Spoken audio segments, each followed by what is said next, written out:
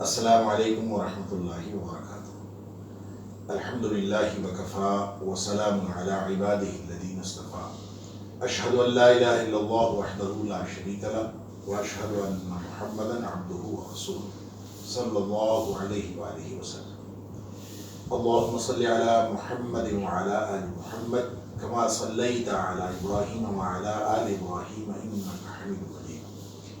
اللهم بارك على محمد وعلى آل محمد كما باركت على إبراهيم وعلى آل إبراهيم إنك حميد مجيد أما بعد فأعوذ بالله السميع العليم من الشيطان الرجيم من همزه ونفخه ونفثه بسم الله الرحمن الرحيم لقد من الله على المؤمنين إذ بعث فيهم رسولا من أنفسهم يتلو عليهم آياته ويزكيهم ويعلمهم الكتاب والحكمة وَإِن كَانُوا مِن قَبْلُ لَفِي ضَلَالٍ مُبِينٍ۔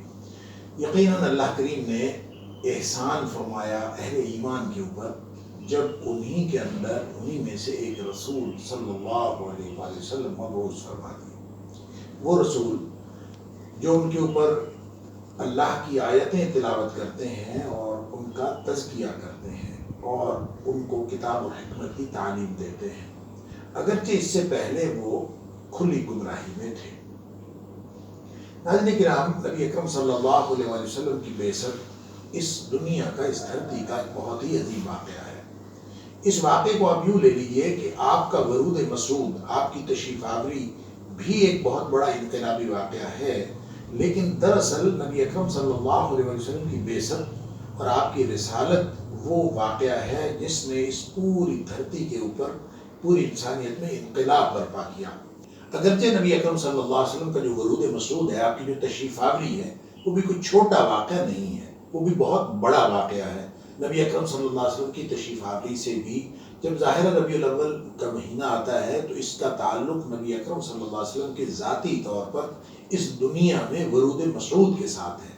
آپ ظاہر تشریف لائے، اس سے بہت سارے یوں کہہ لیجئے کہ جو اندھیرے تھے وہ اجالوں میں تبدیل ہوئے اور جو انسانیت ہے وہ گمراہی سے ہدایت کی طرف آئی۔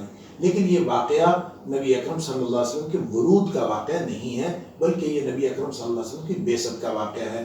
قرآن کہتا ہے اذ بعث فیہم رسولا من انفسہم، گویا ایک نبی اکرم صلی اللہ علیہ وسلم کی حیثیت ہے ذات کی، جس کی ہم سیرت بیان کرتے ہیں۔ نبی اکرم صلی اللہ علیہ وسلم کا سراپا کیسا تھا، نبی اکرم صلی اللہ علیہ وسلم کا چہرہ اقدس کیسا تھا، آپ کی زلفیں کیسی تھیں، نبی اکرم صلی اللہ علیہ وسلم کا دیکھنا کیسا تھا، آپ کے لب مبارک کیسے ہلتے تھے، آپ کا پورا جو معمولات زندگی، نبی اکرم صلی اللہ علیہ وسلم کی ذات اقدس کا، آپ کا پورا خاکہ، آپ کے معمولات، آپ کے اخلاق، یہ سارا کا سارا سیرت کا موضوع ہے۔ لہذا جب ہم سیرت النبی کی بات کرتے ہیں تو اس میں نبی اکرم صلی اللہ علیہ وسلم کے سارے یہ اخلاق و عادات یا آپ کے جو جسمانی اور شخصی اوصاف ہیں، یہ سارے کے سارے اس میں شامل ہیں، اور اس کو محدثین نے ایک خاص اصطلاح میں کے طور پر، ایک خاص اصطلاح کے طور پر متعارف کروایا ہے، اور وہ ہے شمائل۔ اور شمائل میں بہت ساری کتابیں لکھی گئی ہیں، اور نبی اکرم صلی اللہ علیہ وسلم کے جو جتنی بھی صفات ہیں وہ ساری کی ساری سیرت کا ایک بہت ہی اہم باب ہے اور اہم موضوع ہے۔ لیکن یہ اس دھرتی پر انقلاب کا باعث نہیں بنا۔ نبی اکرم صلی اللہ علیہ وسلم کی ایک ذات ہے جو اس پوری دنیا سے افضل ہے۔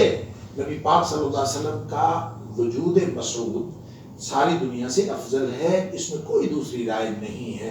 نبی اکرم صلی اللہ علیہ وسلم خود فرمایا، ایک ترمذی شریف کی حدیث ہے کہ حضرت عباس جو نبی اکرم صلی اللہ علیہ وسلم کے چچا تھے، وہ ایک دن باہر سے تشریف لائے اور ایسے لگتا ہے کہ جیسے انہوں نے کوئی نبی اکرم صلی اللہ علیہ وسلم کی ذات اقدس کے بارے میں کوئی ناگوار بات سنی تھی، اور کیونکہ حدیث کے الفاظ ہیں کأنہ سمع شیئا، جاء عباس کأنہ سمع شیئا، حضرت عباس رضی اللہ تعالیٰ عنہ تشریف لائے جیسے وہ کوئی ناگوار بات سن کے آئے تھے، اور انہوں نے آ کے نبی اکرم صلی اللہ علیہ وسلم سے عرض کیا۔ ظاہر ہے ہر دور میں نبی اکرم صلی اللہ علیہ وسلم کی شان میں گستاخی کرنے والے موجود رہے، تو نبی پاک صلی اللہ علیہ وسلم کی شان میں ہرزہ سرائی اس دور میں بھی ہوئی، آپ کی تشریف جب آپ اس دنیا میں تشریف رکھتے تھے آپ کے سامنے ہوئی، اور اس ہرزہ سرائی کا جواب قرآن نے بھی دیا۔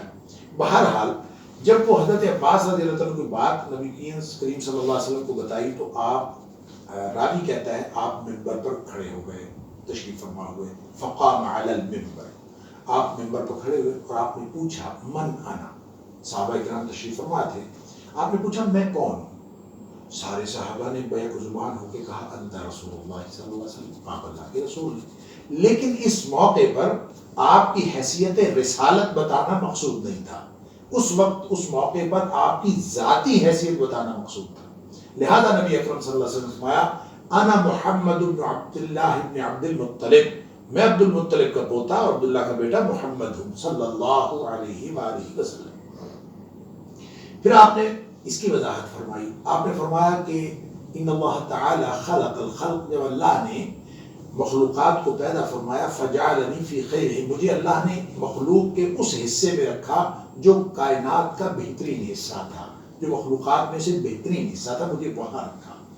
ثم جعلہم فرقتین، پھر اللہ نے مخلوقات کے دو حصے کر دیے، فجعلنی فی خیرہم فرقۃ، مجھے اس حصے میں رکھا جو مخلوقات میں سے بہترین حصہ تھا۔ پھر ثم جعلہم قبائل، پھر اللہ نے لوگوں کے قبیلے بنا دیے، اور فجعلنی فی خیرہم قبیلۃ، مجھے اللہ نے اس قبیلے میں رکھا جو کائنات کا بہترین قبیلہ تھا۔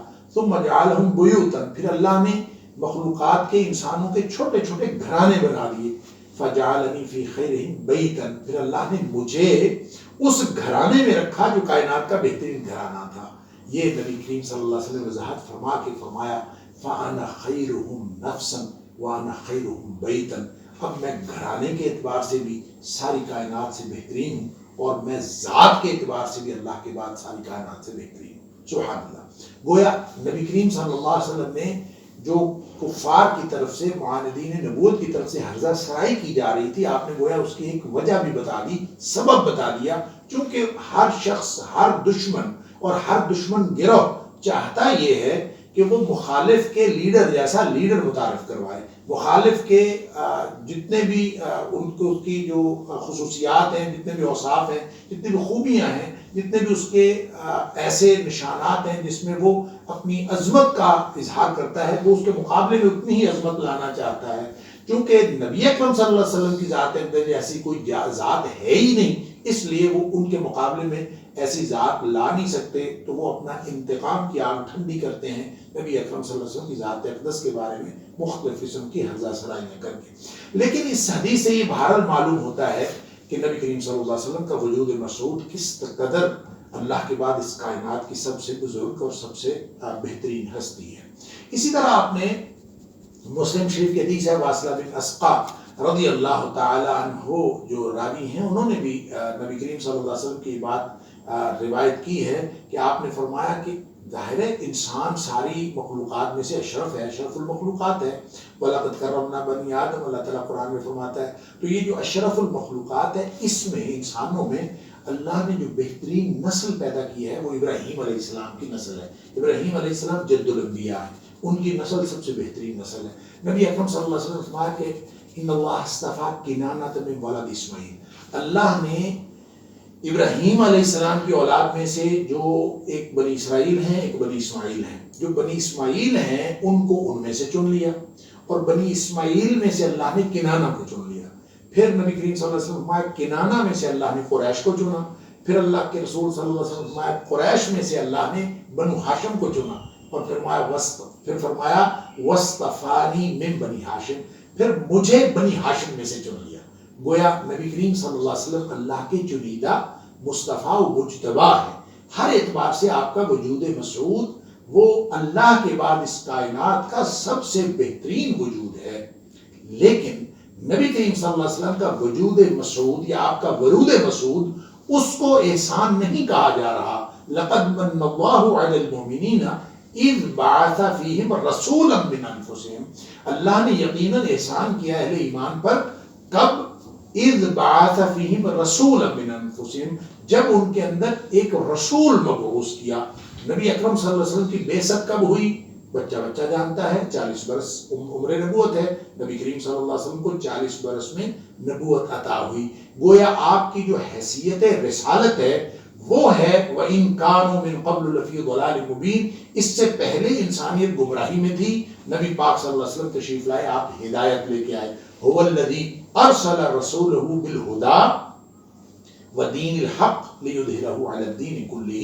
نبی اکرم صلی اللہ علیہ وسلم کو اللہ کریم نے وہ ہدایت اور وہ دین حق دے کر بھیجا ہے جو پورے ادیان پر غالب ہونا ہے. لہٰذا اس سے پہلے یہ جو اذ بعث ہے نا، اذ یہ وقت کی حد فاصل کو ظاہر کرتا ہے.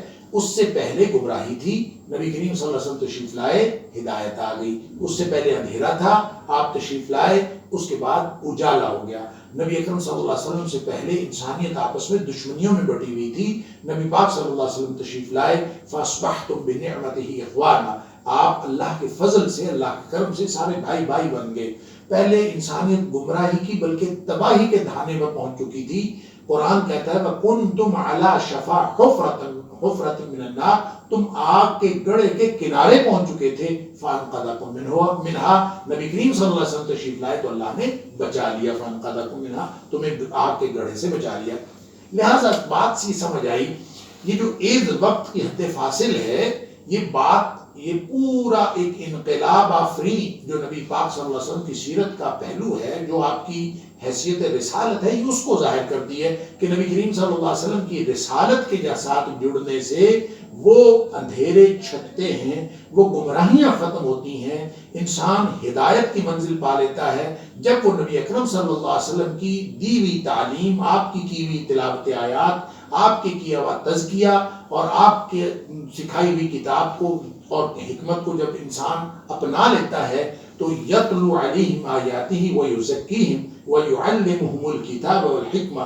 جو منصب رسالت ہے نبی کریم صلی اللہ علیہ وسلم کا، وہ ان کے ذریعے سے جتنی بھی ہدایت انسانیت کو پہنچی ہے، آپ کچھ فرما دیں تو وہ ہدایت ہوتی ہے، آپ کسی بات سے منع کر دیں تو وہ ہدایت ہوتی ہے، اور آپ کسی بات پر خاموشی کا اظہار فرمائیں تو بھی وہ ہدایت ہوتی ہے. نبی کریم صلی اللہ علیہ وسلم سراپا ہدایت ہیں. وَإِن كَانُوا مِن قَبْلُ لَفِي ضَلَالٍ مُبِينٍ، اس سے پہلے وہ سب لوگ کھلی گمراہی میں تھے. ان جو ہے مفسرین نے لکھا ہے، یہ ان بمعنی اننا ہے. کیا مطلب؟ یقیناً اس سے پہلے لوگ کھلی گمراہی میں تھے.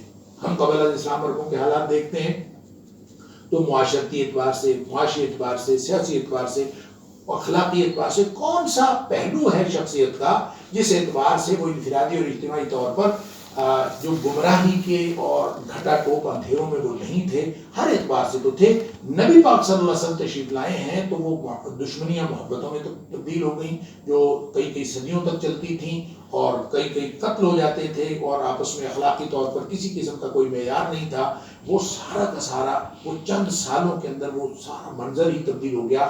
گویا نبی اکرم صلی اللہ علیہ وسلم کی ہدایت کے اندر وہ روشنی ہے، آپ کی لائب دین حق کے اندر وہ روشنی ہے، آپ کی حیثیت رسالت کے ساتھ جڑنے کے ساتھ وہ ہدایت ملتی ہے، وہ روشنی ملتی ہے، جس سے انسان کی انفرادی زندگی میں بھی انقلاب پیدا ہوتا ہے اور اجتماعی طور پر بھی قومیں اور امت انقلاب آفرین بن جاتی ہے. اب دیکھیں سوال یہ ہے کہ نبی پاک صلی اللہ علیہ وسلم کی سیرت النبی کا وہ کون سا حصہ ہے جس کے ساتھ میں اور آپ ہم سب جڑیں تو ہم امتی بن سکتے ہیں، کیونکہ امتی ہونا بہت بڑا اعزاز ہے. میں اور آپ اگر ہم اپنے آپ کو امتی کہتے ہیں تو یہ اگر ہم واقعتاً امتی ہوں تو یہ بہت بڑا اعزاز ہے. اللہ کرے کہ ہم سب واقعتاً حقیقتاً نبی کریم صلی اللہ علیہ وسلم کے امتی بن جائیں. کتنا بڑا اعزاز ہے ناظرین کرام. سیرت کا آپ یہ جو پہلو ہے یہ آپ کبھی ذہنوں سے محو نہ ہونے دیں کہ اگر میں سیرت کے ساتھ جڑ گیا تو زندگی ہی نہیں بنی آخرت بھی بن گئی، یہ دنیا ہی نہیں بنی آخرت بھی بن گئی. کیوں؟ نبی کریم صلی اللہ علیہ وسلم نے گارنٹی دی ہے. بخاری شریف کی حدیث ہے، آپ نے فرمایا کل امتی یدخلون الجنہ. امتی ہونا اتنا بڑا اعزاز ہے کہ میرا ہر امتی جنتی ہے.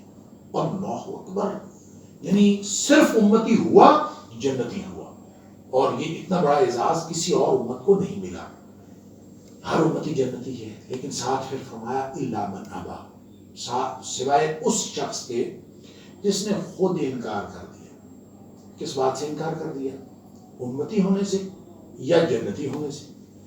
ایک ہی بات ہے، اگر جنتی ہونے سے انکار کیا تو یا امتی ہونے سے انکار کیا، ایک ہی بات ہے. لہذا نبی اکرم صلی اللہ علیہ وآلہ وسلم کے امتی ہونے سے انکار ایسے ہی ہے جیسے جنتی ہونے سے انکار ہے. تو کیا مطلب ہے؟ امتی کی ڈیفینیشن کیا ہے؟ اس کو تھوڑا سا پیچھے واقعات کی روشنی میں دیکھتے ہیں اور پھر میں اس حدیث کو مکمل کر کے اپنی بات کو ختم کر لوں گا اس مختصر سے وقت میں. کوشش ہے اللہ مجھے اور آپ کو ہم سب کو سیرت کے جو اصل تقاضے ہیں جو آج کے دور میں خاص طور پر بہت ہی اہم تقاضے ہیں، اللہ کریم ہمیں وہ پورا کرنے کی توفیق عطا فرمائے اور سچا امتی بننے کی توفیق عطا فرمائے. اب دیکھیں نبی پاک صلی اللہ علیہ وسلم نے جس وقت کوہ صفا پہ اکٹھا کیا ساری برادری کو، تو اس وقت سارے کے سارے لوگ، ابو لہب بھی وہاں آیا، ابو جہل بھی وہاں آیا، ساری برادری آئی، اور یہ سب لوگ نبی کریم صلی اللہ علیہ وسلم کو اپنے میں سے ممتاز سمجھتے تھے، اپنے میں سے خوبصورت سمجھتے تھے، صادق اور امین بھی سمجھتے تھے. گویا نبی کریم صلی اللہ علیہ وسلم کی جو شخصی اوصاف تھے اس کے قائل تھے. حتیٰ کہ جو آپ کی خوبصورتی کی داستانیں وہاں پہ موجود تھیں وہ صرف اور صرف نبی اکرم صلی اللہ علیہ وسلم کی نہیں تھی، بلکہ اس سے پہلے جو آپ کے والد گرامی تھے حضرت عبداللہ، جو نبی اکرم صلی اللہ علیہ وسلم کے اس دنیا میں تشریف لانے سے پہلے ہی فوت ہو گئے تھے، ان کے لیے بھی مورخین نے لکھا ہے اور سیرت نگاروں نے لکھا ہے کہ وہ بھی بہت خوبصورت اور رائنا جوان ہوا کرتے تھے، اور عربوں کی خواتین جب ان کو دیکھ لیتی تھی تو وہ بھی خواہش کرتی تھی کہ وہ ان سے اپنا کوئی عقد اور نکاح کا کوئی معاملہ کر لیں. یہ ان کو بھی اللہ کریم نے اس قدر حسن عطا فرمایا تھا آپ کے والد گرامی کو. بہرحال وہ بہت ارلی ایج میں چلے گئے. اب نبی اکرم صلی اللہ علیہ وسلم تو بڑے ہی رانا تھے اور آپ خوبصورت بھی تھے، اور آپ کا حسن سبحان اللہ، اللہ کریم نے آپ کو جسمانی اوصاف سے بھی ایک کامل بنایا تھا، جسمانی اعتبار سے اور اخلاقی اعتبار سے بھی آپ کو اللہ کریم نے کامل بنایا تھا.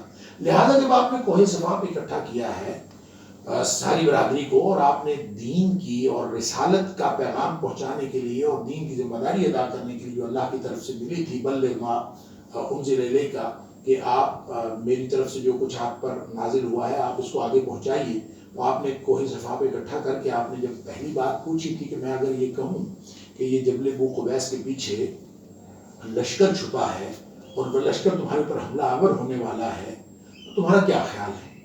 تو سب نے کہا تھا کہ ہم مان لیں گے. ابو جہل بھی کہہ رہا تھا ہم مان لیں گے، ابو لہب بھی کہہ رہا تھا ہم مان لیں گے، سب کہہ رہے تھے مان لیں گے. کیوں؟ اس لیے مان لیں گے کہ آپ نے اپنی پوری حیات طیبہ میں جو اب تک کی زندگی آپ کی تھی آپ نے کبھی غلط بیانی نہیں کی.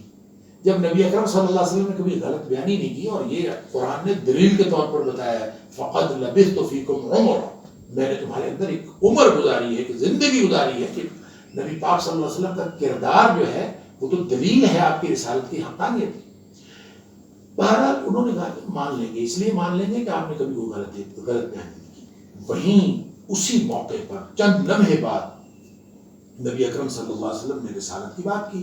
آپ نے فرمایا اس سے بڑے خطرے سے خبردار کرتا ہوں. تو نہ ابو لہب مانتا ہے نہ ابو جہل مانتا ہے. سوال یہ ہے کہ آپ صلی اللہ علیہ وسلم کی سچائی کو، آپ کی صداقت کو، آپ کی امانت کو، آپ کی خوبصورتی کو، آپ کی اخلاقی برتری کو مان کر ابو لہب اور ابو جہل امتی بن گئے؟ ہرگز نہیں بنے. کیوں؟ اس لیے کہ انہوں نے رسالت کو تسلیم نہیں کیا، انہوں نے نبی پاک صلی اللہ علیہ وسلم کی رسالت کو تسلیم نہیں کیا. اس لیے وہ مانتے ہوئے بھی کہ آپ صادق اور امین ہیں، وہ مانتے ہوئے بھی کہ آپ ہم میں سے ممتاز ہیں، اور آپ کی دعوت پر ساری برادری اکٹھی بھی ہوئی، آپ کی ہر بات کو تسلیم کر رہے ہیں، لیکن رسالت والی بات نہیں مانتے. اس لیے جب نبی کریم صلی اللہ علیہ وسلم کی رسالت کو کوئی تسلیم نہیں کرتا تو وہ امتی نہیں بنتا. ناظرین کرام، دنیا میں جتنا نبی اکرم صلی اللہ علیہ وسلم کی سیرت پر لکھا گیا ہے کسی بھی شخصیت پر اتنا نہیں لکھا گیا. اپنوں نے بھی لکھا، غیروں نے بھی لکھا، مسلمانوں نے بھی لکھا، غیر مسلموں نے بھی لکھا، اور ہندوؤں نے اور عیسائیوں نے اور یہودیوں نے، حتیٰ کہ سب نے لکھا. کوئی شخص ایسا نہیں ہے کہ کوئی مذہب ایسا نہیں جس مذہب کے پیروکاروں میں سے کسی نہ کسی نے کوئی نہ کوئی سیرت نہ لکھی ہو. اب دیکھیں، اگر کوئی ہندو سیرت لکھتا ہے نبی کریم صلی اللہ علیہ وسلم کی، بلکہ آپ کہہ لیجئے مائیکل ہارٹ جو ہے، جو خود مسلمان نہیں ہے، اس نے پوری دنیا کے 100 لوگوں کی ایک فہرست بنائی، پیرامیٹرز طے کیے، اور اس نے نمبر 1 پہ ہسٹری میں، تاریخ میں جس شخص نے سب سے زیادہ تبدیلی پیدا کی ہے اور انقلاب آفرین شخصیت ہے، ان شخصیتوں کی اس نے فہرست بنائی. اس نے نمبر 1 پہ نبی اکرم صلی اللہ علیہ وسلم، دی 100، اس کی کتاب موجود ہے. پہلے نمبر پہ کس کو رکھا؟ نبی اکرم صلی اللہ علیہ وسلم. اس کا مطلب ہے آپ کے اخلاق کا بھی قائل ہے، آپ کی صلاحیتوں کا بھی قائل ہے، آپ کی ذات کا بھی قائل ہے. قائل ہے تو پہلے نمبر پہ لکھا رکھا ہے نا. سوال یہ ہے کہ کیا وہ امتی بن گیا؟ اس نے سیرت کا تقاضا پورا کیا، اسے پہلے نمبر پر رکھا، آپ کی تعریف و توصیف کی، سیرت کا تقاضا پورا نہیں کیا. آپ دیکھ لیجئے دور حاضر کی ایک مصنفہ جو کہ کرسچن ہے، کیرن آرمسٹرانگ، اس نے درجنوں کتابیں لکھی ہیں. ویسے یہ الگ بات ہے کہ وہ خود نن تھی بنیادی طور پر، اور بعد ازاں اس کا پی ایچ ڈی کا تھیسس ریجیکٹ ہوا تو وہ بہرحال مصنفہ بن گئی اور لکھتی رہی. بہت ساری کتابیں اس نے لکھی، اسلام کے اوپر بہت کچھ لکھا ہے. اس نے سیرت پر 2 کتابیں لکھی ہیں. اندازہ کیجیے میں اور آپ، ہم شاید مسلمان ہوتے ہوئے بھی اور اکیڈیمیا سے تعلق رکھتے ہوئے بھی شاید ہم سیرت کی کوئی کتاب نہ لکھ سکے ہوں، جبکہ نبی اکرم صلی اللہ علیہ وسلم ہم اپنی جان تک نچھاور کرنے کے لیے تیار ہیں. اس نے 2 سیرت کی کتابیں لکھی. مطلب سوال کرتا ہے کہ کیوں آخر لکھی؟ اگر اس کو نبی کریم صلی اللہ علیہ وسلم سے اتنی عقیدت ہے تو مسلمان کیوں نہیں ہو گئی؟ 1996 میں کتاب لکھتی ہے، پھر 2006 میں ایک اور کتاب، محمد the prophet of our times صلی اللہ علیہ وسلم. جب وہ کتابیں لکھتی ہے نبی کریم صلی اللہ علیہ وسلم کی تعریفوں کے پل باندھ دیتی، اور وہ کہتی ہے کہ آج کے دور میں بھی نبی کریم صلی اللہ علیہ وسلم کی سیرت جو ہے آج کے دور میں عصر حاضر کے تقاضوں کے مطابق نبی کریم صلی اللہ علیہ وسلم کی سیرت قابل عمل ہے. میرا سوال یہ ہے کہ کیا کیرن آرمسٹرانگ 2 کتابیں سیرت پر لکھنے کے بعد امتی بن گئی؟ آپ نے فرمایا من اطاعنی فدخل الجنہ، جس نے حکم میرا مانا، میری بات مانی، وہ جنت میں داخل ہو گیا. گویا امتی ہونے کی نبی کریم صلی اللہ علیہ وسلم نے ڈیفینیشن بتا دی کہ امتی وہ ہے جو میری لائی ہوئی ہدایت کی پیروی کرتا ہے، میرا حکم مانتا ہے، وہ امتی ہے، وہ جنت میں جائے گا. وہ من عصانی، اور جس نے میری نافرمانی کی، اس نے سیرت پہ کتابیں لکھی ہوں، دسیوں لکھی ہوں، اس نے شمائل پہ بات کی ہو، ساری زندگی تقریریں کرتا رہا ہو، سیرت پہ لیکچر دیتا رہا ہو، اس سے امتی نہیں بنتا. ومن عصانی، جس شخص نے میری نافرمانی کی، میری ہدایت کو نہیں مانا، وہ فقط ابا، وہ ایسے ہی ہے جیسے اس نے انکار کر دیا، جنت میں جانے سے انکار کر دیا یا امتی ہونے سے انکار کر دیا. تو ڈیفینیشن کیا ہے امتی کی، تقاضا کیا ہے سیرت کا، کہ ہم نبی اکرم صلی اللہ علیہ وسلم کی لائی ہوئی ہدایت کی پیروی کریں. ناظرین کرام، بات کو مکمل کرنے سے پہلے میں 1-2 چھوٹے چھوٹے حوالے احادیث کے دینا چاہتا ہوں کہ دیکھیں نبی کریم صلی اللہ علیہ وسلم نے حضرت حذیفہ بن یمان رضی اللہ تعالیٰ عنہ کی روایت کے مطابق، جو بخاری اور مسلم کے اندر موجود ہے، آپ نے خیر اور شر کے دور کی ڈیفینیشن بتائی. آپ نے اس کے بارے میں ڈفرینشیٹ فرمایا. خیر کا دور آیا، پہلے شر کا دور تھا، آپ صلی اللہ علیہ وسلم تشریف لائے، خیر کا دور آ گیا. تو حضرت حذیفہ بار بار پوچھتے رہے کہ کیا اس کے بعد کوئی شر کا دور آئے گا، کیا اس کے بعد کوئی خیر کا دور ہوگا؟ کیونکہ حضرت حذیفہ رضی اللہ تعالیٰ فرماتے ہیں کہ لوگ خیر کے بارے میں سوال کرتے تھے، میں ہمیشہ شر کے بارے میں سوال کیا کرتا تھا، کیونکہ مجھے ڈر لگتا تھا کہیں شر مجھے پہنچ نہ جائے. لہذا جب نبی پاک صلی اللہ علیہ وسلم ان ادوار کی ایک ہمیں آگہی عطا فرما رہے تھے، تو اس میں حضرت حذیفہ کے پوچھنے پر آپ نے یہ فرمایا، ایک خیر کا دور ایسا آئے گا، ہوگا تو خیر کا دور، لیکن اس میں دخن ہوگا، فیہ دخن، خیر کا دور اس میں دخن ہوگا. دخن کا معنی ہوتا ہے دھواں، دھندلکا ہوگا، کنفیوژن ہوگا، ابہام ہوگا. آپ کہہ دیجئے کہ کوئی ایسا کنفیوژن کہ وہ سمجھ نہیں آئے گی کہ کیا ہے. اب ہے خیر کا دور اور اس میں ابہام ہوگا، کیا ابہام؟ پوچھ لیا حضرت حذیفہ رضی اللہ عنہ نے، ما دخنہ یا رسول اللہ صلی اللہ علیہ وسلم، اللہ کے رسول دخن کا کیا مطلب؟ کیسا دھندلکا، کیسا کنفیوژن، کیسا ابہام؟ جب خیر کا دور ہے تو دھوکا کیسا؟ آپ نے فرمایا اس کا دخن یہ ہوگا اس دور کا کہ ائمۃ یہدون، لوگ رہنمائی کر رہے ہوں گے، پیشوا پیشوائی کر رہے ہوں گے، ائمہ امامت کر رہے ہوں گے، ہدایت دینے والے ہدایت کا کام کر رہے ہوں گے، لیکچر چل رہے ہوں گے، تقریریں چل رہی ہوں گی، کتابیں لکھی جا رہی ہوں گی، سب کچھ ہو رہا ہوگا بغیر ہدی، لیکن وہ ہدایت میری لائی ہوئی ہدایت نہیں ہوگی، وہ کہیں اور سے ہدایت لے رہے ہوں گے، میری ہدایت نہیں ہوگی. یہ ہے اس خیر کے دور کا دھندلکا. اگر اس کے بعد کا شر کا دور ہے، ہم اندازہ نہیں کر سکتے، تعین کلی ممکن نہیں ہے کہ ہم دھندلکے والے یا دھوکے والے خیر کے دور میں زندگی گزار رہے ہیں یا ہم اس کے بعد والے شر کے دور میں زندگی گزار رہے ہیں. جب اس کے بعد شر کے دور کے نبی کریم صلی اللہ علیہ وسلم نے ڈیفینیشن بتائی تو اس میں آپ نے فرمایا اس کی نشانی یہ ہے کہ دعات الی ابواب جہنم، اس وقت تو لوگ ایسے ہوں گے جو داعی تو ہوں گے لیکن وہ جہنم کے دروازوں کی طرف بلا رہے ہوں گے. اور من اجابہم الیہا، جو بھی ان کی طرف ان کی دعوت پر لبیک کہے گا، فقذفوہ فیہا، وہ اس کو اس جہنم میں پھینک دیں گے. انا للہ و انا الیہ راجعون. اب معلوم نہیں ہم اس شر کے دور میں ہیں یا دھوکے والے خیر کے دور میں ہیں، لیکن حل یہی ہے، تقاضۂ سیرت وہی ہے کہ میں اور آپ ہر طرف سے منہ موڑ کر ایک اللہ کے رسول صلی اللہ علیہ وسلم کی لائی ہوئی ہدایت پر عمل پیرا ہو جائیں. اگر ہم اس پر عمل پیرا ہو جائیں گے تو دور دھوکے والے خیر کا ہو یا دور شر کا ہو، انشاءاللہ وہ کامل رہنمائی ہے. نبی اکرم صلی اللہ علیہ وسلم کی لائی ہوئی رہنمائی میں وہ پوری طاقت موجود ہے کہ وہ ہمیں دنیا میں بھی کامیابیاں عطا کر سکتی ہے اور وہ آخرت میں بھی کامیاب کروا سکتی ہے. اللہ تعالیٰ مجھے اور آپ کو، ہم سب کو سیرت النبی کے یہ تقاضے پورے کرنے کی توفیق عطا فرمائے. وآخر دعوانا ان الحمد